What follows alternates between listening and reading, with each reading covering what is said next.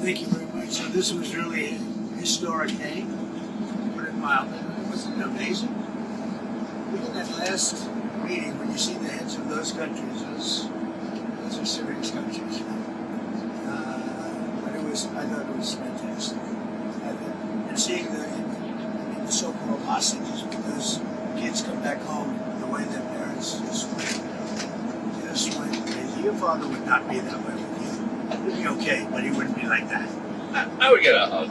A hug. A minor hug, okay. I'm okay. That's good. No, he wouldn't. I'm okay. So, how you doing? Everybody okay? Very good? How are you feeling? I feel good. I mean, it's a long day, right? It's a long day, and we did a couple of big ones. That first one it's getting great reviews. I will tell you. There's a lot of meat in there. And dissecting it and just playing it all night long. It's been very good. I think it's a very important day. Because nobody thought this was possible. And the press has been very respectful for a change. It doesn't happen often. Go ahead, Peter. Let's go. What does it tell you about the world that it seems like you got a much better reception in Israel than you get in like New York City right now? I think I get a great reception in New York City. I'm not saying that you don't, but it was on another level today. Well, yeah, you're right. It was incredible. But I went to the Bronx, and we had 31,000 people in a park in the Bronx in New York City during the campaign. 31,000, you remember that? And it was the friendliest crowd you've ever seen. And very diverse, but it was really something. New York is good. It's good. New York City, bad example, but it was. I don't know if you can Are see. you admitting you made a mistake? I don't believe it. This is breaking news. No, First rule of politics: never admit a mistake. Never. But it was in the motorcade. I don't know if you can see. There were people hanging out of every apartment balcony inside the Knesset. It's okay. So I've heard, like they said, if you did Russia or if you did, lots of different combinations, they say the Middle East blows it away. And I said, well, by experts. It's just thousands of years, nothing's been done. It's a whole thing with the Arabs, Jewish people, this and everybody. It's just never been done before. And there's a certain mystery to the Middle East. I mean, look, it's only because of ratings. You're only as good as the ratings, right? If they weren't getting ratings, your people at Fox would. And by the way, Trey is excellent. He does a really good job. Really He and his whole team. We did a very quick interview. I was running to the second one where we were pretty late. Something that we heard from some Israelis on the ground, they want to know how the peace holds when you are not the president. So 3 years from now, I can't answer it. I know this, and you are all witness. We go, and I get 25,000, 35,000. If you look at a normal president, we'll get 300 people, and that's not bad. They'll go to a ballroom, they get 300 people, we get 35. We had 117,000 people in New Jersey, and so I can't tell you what's going to happen, but I'll be out there fighting for whoever it may be. Did you tell Bibi beforehand that you were going to go off script and? No, I try to actually get a told part? him I didn't want to bring up the part, but it was just a perfect spot. It was good timing when you said, because he was getting a very good hand, and when they stopped, they said, "Why did he give this guy a part?" If he didn't get a good hand, they wouldn't have done that. But the timing was.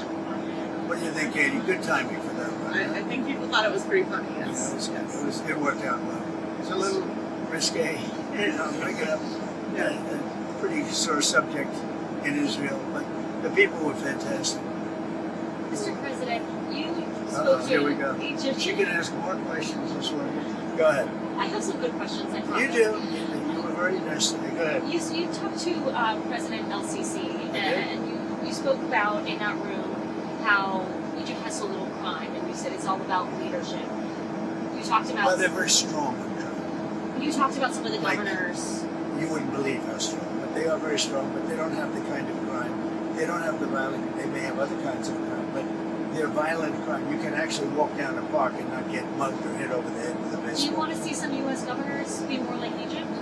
No, I want them to be stronger and tougher, and not allow us to have record-breaking crime in Chicago and different places. I want them to admit they have crime. So there were 4,000 shootings in Chicago, murders over a fairly short period of time, meaning like a year and a half, I think. 4,000 murders. Many thousands of you're hit by a bullet but don't die. I want him to say we have a problem.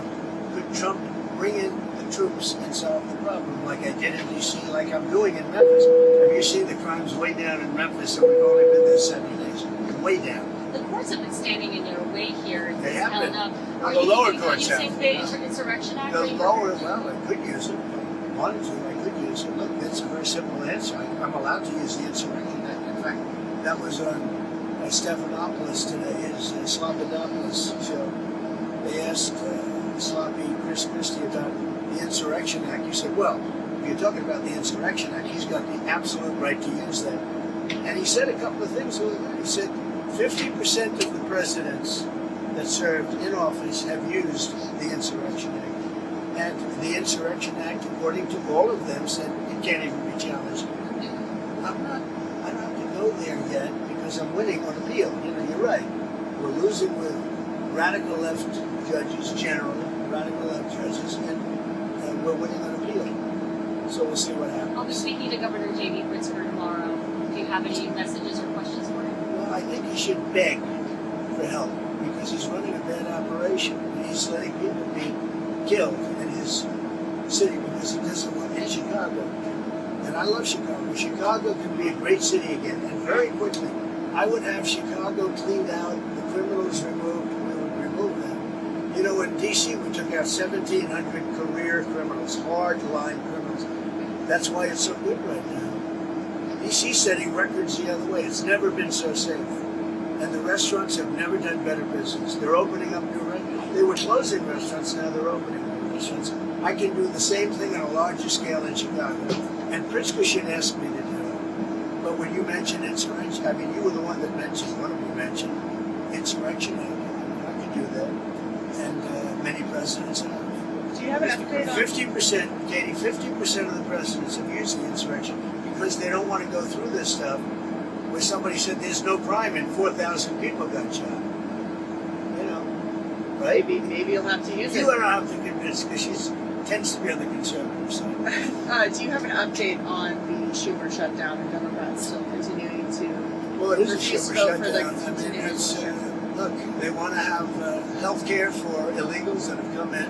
Many of these people are criminals, and they want to have health care. And what it also does is, you know, we have nobody coming in now. We haven't really locked in. If they start winning cases like this, we're going to have a rush on our border because they're going to come up for health care and the other things that they give away. Look at Newsom. Education, health care, he gives everything away. People come up for that. People come from other countries for that. So we can't have it. We can't have it. We have people coming into our country, but they're coming in legally. Do you have any more meetings We have with the leadership? strongest border we've ever had. But they are coming in, Katie. They're coming in legally through a process. Do you have any planned meetings with House and Senate leadership on the Republican side to Yeah, figure I mean, out I'm this meeting week? with them. I talk to them all the time. John Thun's been great, and Mike has been great. Speaker, he's been great. Those two guys have done a great job. But we're dealing with a bunch of radical left lunatics that have lost an election in a landslide. They don't even admit that. I mean, think of it. They lost the election 2,700 in terms of counties to 525. That's where the map is entirely, right? They lost all 7 swing states. They lost the popular vote. And then they say, oh, the election was close. She says the election was a landslide. But they lie. You know, they can take any subject like this sometimes. He says, oh, no, Los Angeles is still great. If we didn't go into Los Angeles, they would have had to cancel the Olympics. And the head of law enforcement said, and he said it very strongly, we could not have handled this if Trump didn't bring those people in. 2 weeks later, he said, oh, we could have, because he was told to say that. But we did a great job in Los Angeles. You wouldn't have, first of all, you lost half of it with the fires. And this would have been, I think this would have been maybe even worse. They had no control. When we went in, the police had totally lost control. And he admitted it. The head, whoever he is, whatever his name is, he admitted it very strongly. What's your reaction to President Bill Clinton giving you credit for ending the war? Well, I I've know always there's liked no Bill difference. Clinton. I've always gotten along with him. He used to be a friend of mine. Came to my wedding, you know. So did she. A lot of people don't know that. But no, he's. I've always liked him. I thought it was very nice, actually. Mr. President. And what is he doing? He's telling the truth. Because nobody else has been able to do it. Talking about the Middle East, yes. Mr. President, I wanted to ask you about your conversations with world leaders today. You said that everybody is unified over your plan, but we heard from President Sisi calling for a two-state solution, an independent Palestinian You're state. talking about a different plan. I'm talking about something very much different. I'm talking about rebuilding Gaza.